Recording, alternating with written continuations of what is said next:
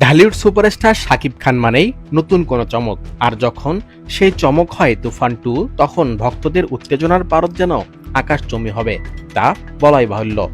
Media ভাড়ায় বেশ কিছুদিন ধরে গুঞ্জন ছিল, আর এবার সেই গুঞ্জন বাস্তবে রূপ নেওয়ার পথে।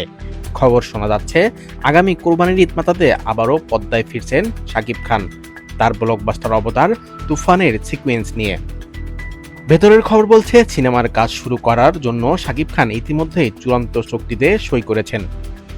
নির্মাতা রায়হান রাফি ও শাকিব খানের রসায়নে এর আগে দর্শকরা যেভাবে লুফে নিয়েছিল, এবার তার চেয়েও বড় স্কেলে কাজ করার পরিকল্পনা নেওয়া হয়েছে।